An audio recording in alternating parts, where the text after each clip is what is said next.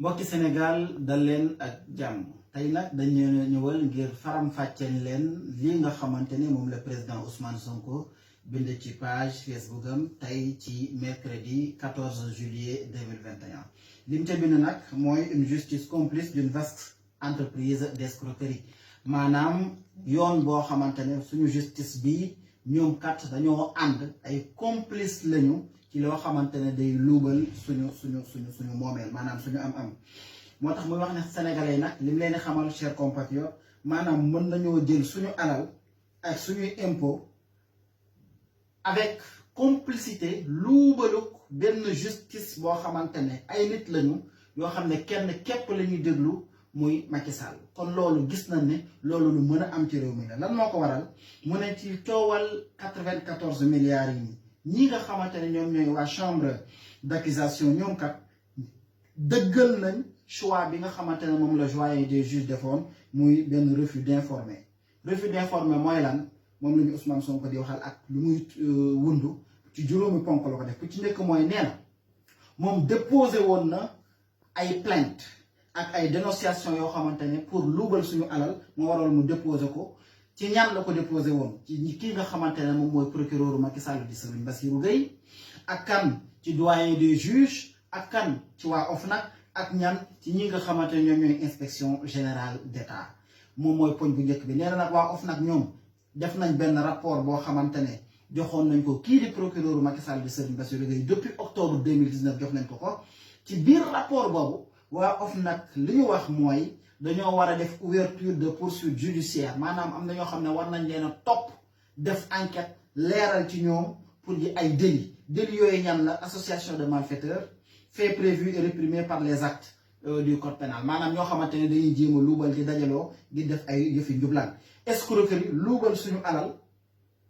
ak tentative d'escroquerie portant sur le montant résiduel maa ñoo xamante ne dañuy jéem teg ay pexe ba tey ngir jéem a luubal suñu alal OFNAC nag yamul ci woon loolu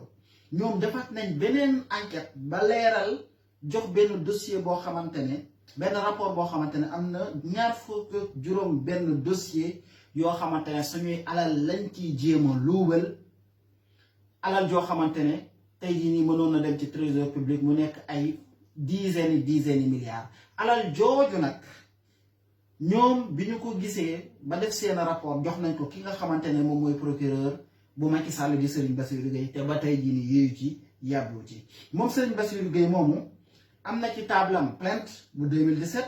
ak rapport OFNAC bu 2019 waaye yéeyu ci yàbbiwu ci parce que plainte bi ak rapport bi dafay dal ci ñoo xamante ne kat waa APR lañu bokk te moom seetlu nañ ne lépp loo xamante ne APR lay laal du ci yéey du ci yàbbi waaye daal bu dee koo xamante ne plainte bi mu jot opposant wu Macky Sall la moom dina la topp fexeel ba jëm laa tëj ci kaso bi ñetteel bi mooy kii nga xamante ne moom mooy doyen des juges moom gannaaw bi mu jotee plainte bi dafa nekkat mënuñ cee gëstu mënuñ cee def benn enquête pour informer pour xam li xew parce que kat jàpp na ne ab citoyen moo ko bind donc mënuñ cee gëstu te kat citoyen boobu noonu ci li mu bëggoon rek mooy sénégalais yi jot wala xam li xew ci affaire 94 milliards yi loolu aussi moom doyen des juges moom sax di Serigne di Samba Sall à l'époque bi nga xamante ne moom Ousmane Sonko jàkkaarloo woon na ak moom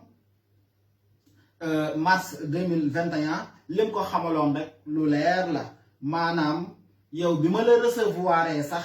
am na ci ñoo xamante ne rafetlu wuñ ko woon daloon nañ sama kaw moom Samba Sall waxoon na ko devant avocat wu ki nga xamante ne moom mooy Ousmane Sonko waaye itam devant ci kanamu greffier yi pour wan leneen rek tey jii nii mbir moomu bëgguñ cee leeral beneen bi mooy ñi nga xamante ne ñoom ñooy chambre d'accusation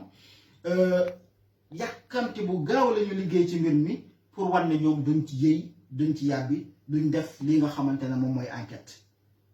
waaye nag li Ousmane Sonko xamle rek fii mooy xaaruñ woon leneen ci juge boobu parce que kat boobu juge am na ñu yaakiin ne wala yaakaar ne ñoom kat ñoom ñoo war a remplacer kii di Bassirou Gueye di procureur Macky Sall moo tax foofu ñoom ñu amee comportement amee jikko yoo xamante ne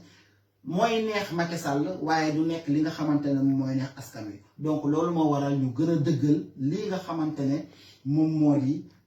choix bi doyen des juges defoon Ousmane Sonko leeral nañu ko kon beneen bi nga xamante ni itam Ousmane Sonko xamal nañu ko mooy jàpp nañ ne gannaaw moom bi mu defee rôle bi mu war a jouer en tant que citoyen pour lépp leer seetlu na ne ba tey gars yi defuñ li ñu war a def waaye nag nee na du teyam parce que rôle citoyen mooy fexe ba mu topp procédure bi ba mu jeex tàkk kon sant na ay avocat am ñu saisir ñi nga xamante ñoom ñooy cour de cassation pour mbir mi mën a jaar ci yoon lii buñ ko dee tënk commentaire bi ñu ciy def rek mooy Sénégal dafa mel ni justice amu fi loolu yàgg nañ ko wax parce que bu dee dangaa bind plainte jox ko doyen des juges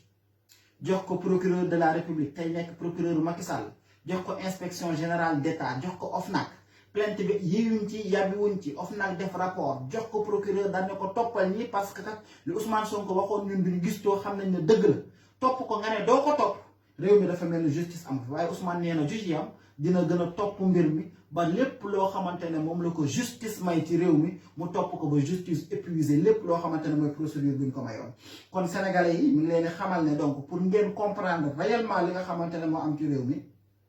procureur Macky Sall moom nee na yoonam nekku ci suñu alal ju ñu luubal wala ju ñu luubalul donc bu dee ay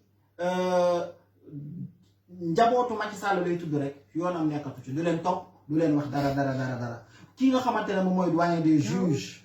moom itam nee na effectivement escroquerie am na waaye nekkul Ousmane Sonko moo ci war a plainte moo ci war a dox pour ñu leeral ko donc xaalisu yoonu réew mi moom itam doyen des juges yoonam nekko ci ba tey Ousmane Sonko moo ñuy xamal li nga xamante ne moom mooy comportement wu procureur de la république ak comportement wu doyen des juges moo waral lii nag nee na voilà à quoi une partie importante de notre justice est réduite lii mooy wane suñu justice su réew tey jii nii lan lay doxe nan lay gérer li nga xamante ne moo xew ci réew mi kon nee na nag liy mettit la ci yenn magistrat yi nga xamante ne ñoom yoon moo leen tax a jóg te buñ sañoon suñu réew mi tegu ci yoon lu metti la ci ñoom parce que gis nañ ne kat ñoo gis yoo xamante ne tegul benn ci yoon muy dal ci kaw justice bi dal ci kaw seen image te mënuñu ci dara lii daal moom la Ousmane Sonko tënk ci texte bi nga xamante ne génnee na ko gannaaw ba ñii di waa cour d'appel xamlee na rek ñoom itam mënuñu cee yëy mënuñu cee yàbbi te pourtant OFNAC leeral na ci pourtant yeneen dossier am na waaye procureur nee na du ci yëy du ci yàbbi doyen des juges nee na du ci yëy du ci yàbbi inspection générale d'État waxuñu waaye procureur de la république bi nga xamante ne mën na ci topp parce que yoon may na ko moom fa mu toog ne fang muy mel ni daal moom lenn dong moo ko ñor bëgg-bëggu Macky Sall kon mënees naa jàpp ne nekkul procureur de la république waaye procureur u Macky Sall la jërë ngeen jëf lii daal mooy li nga xamante ne moom la leen Ousmane Sonko indiloon te jéem koo faram fàcce